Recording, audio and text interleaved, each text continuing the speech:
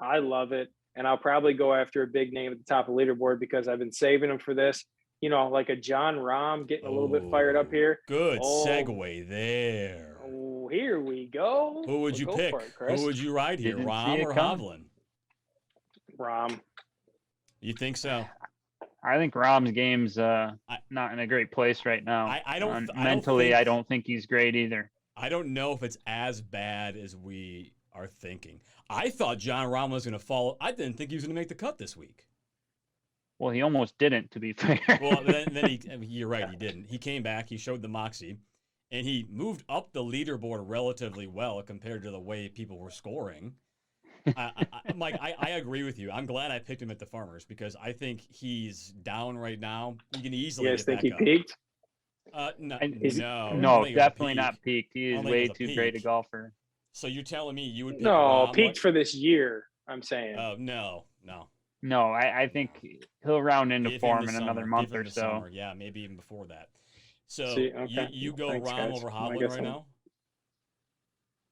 I go I would Rahm not. over Hovland. Here's where I think people make mistakes, and I do it all the time and still trying to learn from it. I think looking at what somebody did here last year or the year before, or trying to manipulate in your head that, this person doesn't play that well here, really is not a good way to look at it. Rahm plays well here. Hovland statistically does not. He didn't play well at Arnold Palmer historically either, and that's why I didn't pick him last week. I had him up here on the chat. I had him up here on the stats. I didn't pick him because I didn't trust his history.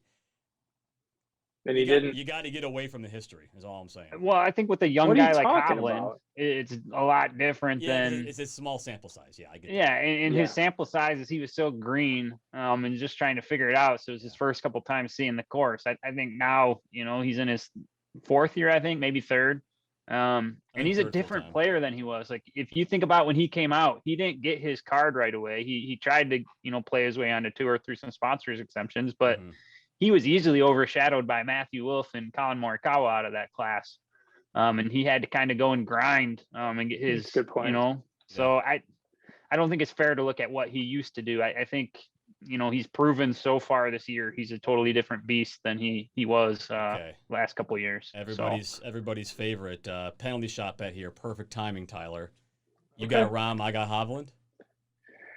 Yeah, I trust in Rahm. Hovland for me, and I think this is more personal. Hovland for me, maybe it's because I've listened to all the broadcasts, but all they do is talk about how he struggles and how he acknowledges he struggles with his short game. So to me, in a big pressure tournament, I feel like you got to have that short game to fall back on. Obviously, it didn't work from this past weekend. 210th in approaching around the greens. 210th. So that's not good. That's bad. No, but how do you look at it though? That's crippling. But he can overcome that, which is insane, right? So it's the Morikawa conversation where not a great putter, as Mike says, but his iron play is so stellar, he overcomes it. I don't know, like Hovland, his total package besides around the green is. So if he's mediocre around there, he's lights out. Right, but I think Rahm at mediocre is also really competitive. So, maybe this weekend. So anyway, penalty shot. What do you got, man? Let's go. Mike, straight up? Yeah. I mean, we're not going to do shots. Are you kidding me?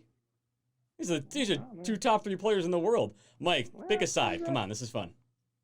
I'll pick a side. I'll go Hovland. I think we have to see a better short game out of him. Right.